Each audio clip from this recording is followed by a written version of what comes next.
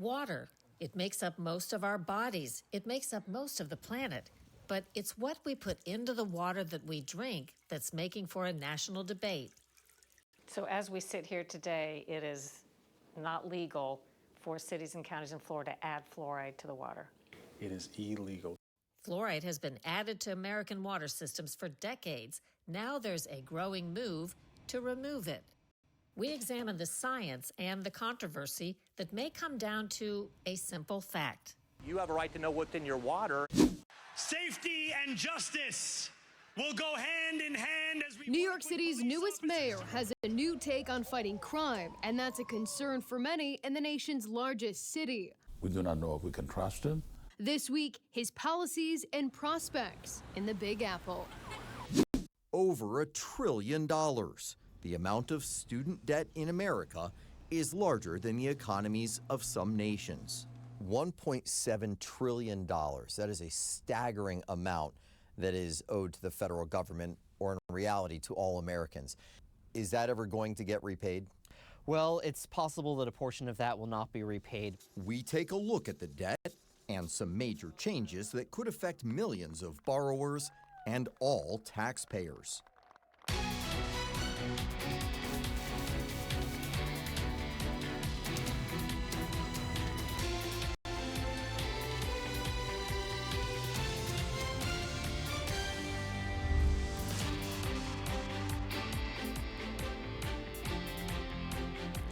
Welcome to Full Measure. I'm Sharyl Attkisson. Odds are you grew up not giving too much thought to fluoride in drinking water to prevent cavities. For 80 years, most American cities have been adding the chemical for healthy teeth. For just as long, dentists have been giving children fluoride drops and tablets. Now the FDA has just restricted the use of ingestible fluoride, saying it may be linked to gut and brain issues. And there's a growing movement to remove fluoride from public drinking water. Adding to the fire, a judge's order for the EPA to address added fluoride as a toxic substance for the first time and mitigate what the court says is an unreasonable risk to children's IQ. We're at the Water Department in Melbourne, Florida with Mayor Paul Alfrey, who says he first got worried about fluoride when he read the chemicals warning sheet. From my experience serving in the U.S. Coast Guard, I was very familiar and trained on a material safety data sheet. And when you looked at what it said, it said, they call fluoride, which is hydroxysillic acid, would say arsenic, it would say lead, and different things that really are not good for the body. In January, Melbourne became among the first in Florida to stop fluoridating its water supply. You have a right to know what's in your water and what's necessary to be in your water. So that really should be your choice. It's classified as a drug. When it's not put in your drinking water, it's required to be disclosed on products. Right. And then you had some people say, well, if you're adding that, why don't you add other medications and add, vitamins? And really, that's not our process is to try to develop the cleanest water and really just put the basics in water. Water fluoridation dates back to the 1940s. The chemicals are potent toxins from industry waste like aluminum and phosphate fertilizer plants. Factories once released the waste into the air and water. When health concerns put that to a halt, the industry began selling the toxic waste as fluoride components to add to public water to fight cavities, effectively flipping a costly hazard into a $1.2 billion a year business. It's a hazardous material, and it's getting rid of it. I mean, now they have to figure out where to put it. They have to pay. So really, it was, it was the ability to get rid of it and dump it in drinking water and get paid to do so. Melbourne's action was followed by a statewide ban. In July, Florida became the second state after Utah to halt fluoridation. So as we sit here today, it is not legal for cities and counties in Florida to add fluoride to the water. It is illegal. That's correct. It is illegal for cities and counties to add fluoride to water currently. Florida Surgeon General Dr. Joseph Ladapo says only after a deep dive into the research did he come to support banning fluoride. I mean, it is a poison, and folks don't know that. Most folks don't know that.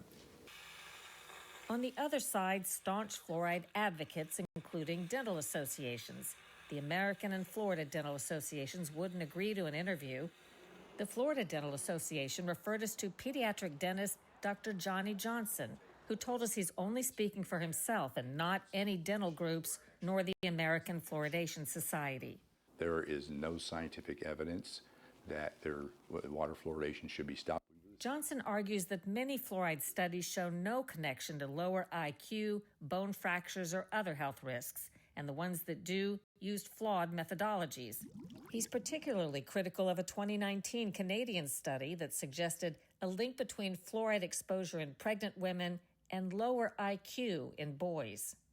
The worst thing is they've never allowed their data to be evaluated by independent researchers, and a group in this country worked for 2 years trying to get that data, and eventually the university that houses it said, no, you're not getting it. Johnson warns of dire consequences if the anti-fluoride movement expands. Dental cavities are the most common chronic disease of adults and children in the U.S. and around the world.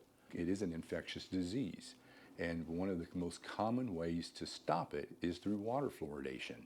We know that abscessed teeth lead to brain infections, septicemia, lung infections and collapse, heart attacks, strokes, and people dying.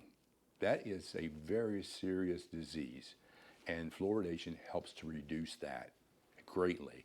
These concerns, they're completely bunk. It's totally bogus. Like, nothing like that is going to happen.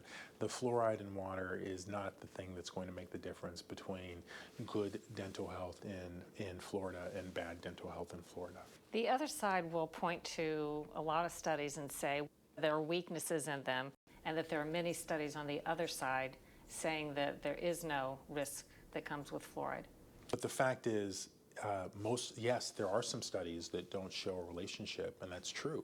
However, still, when looking at them, what is striking is that the vast majority line up on this side of fluoride potentially being harmful. And the additional piece of information is that not only do you have congruence across many, many studies in different countries, but there's also a presence of a dose-response relationship. It is poor judgment to ignore that. People can do it, like the American Dental Association, they can do that, but it is poor judgment. One of the big arguments some of the dental experts make has to do with what will happen if cavities aren't prevented with fluoride in the drinking water. Yeah. More children, they say, will be hospitalized and need dental treatments in an emergency room and that sort of thing. Yeah, it's one of the strategies they use. So what they won't tell you is that, even before any of these efforts in Florida, something like a third, maybe a quarter of Floridians lived in areas without fluoridated water, and their teeth are not falling out over there. So this whole idea that, the floor is just going to come out from underneath this in terms of dental health is not supported by any data. There's no data to support that. On point, Hawaii, with the least fluoridated population in the U.S. last year, also have the best dental health.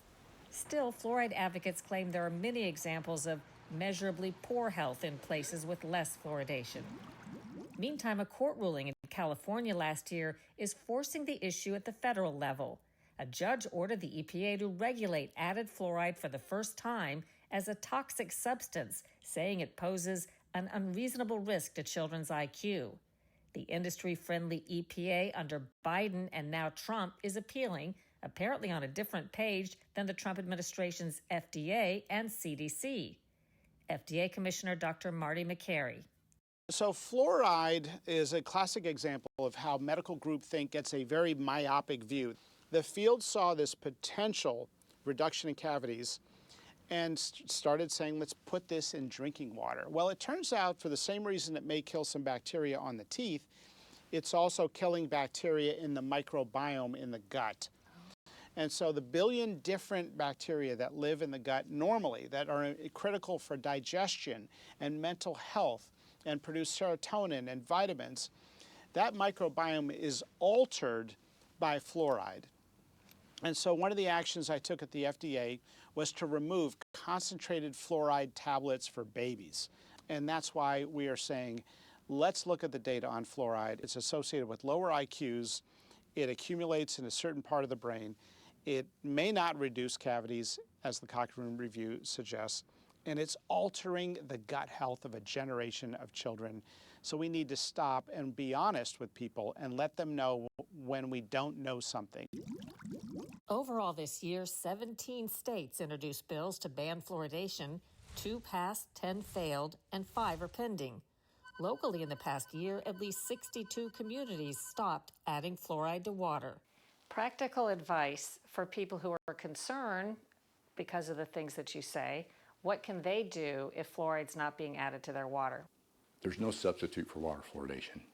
You cannot do anything that delivers the right amount of fluoride to an entire community without a single change in someone's behavior. You don't have to think about doing anything. At one point, more doctors chose Camel cigarettes, and baby powder was good. So we're learning more and more. Matter of fact, doctors are investing more and more, and they're seeing that some of the stuff that we used to do wasn't so healthy. The EPA's appeal of the fluoride court ruling is still pending. If the agency is forced to regulate added fluoride, it could set stricter limits, require warnings or monitoring, or ban it altogether.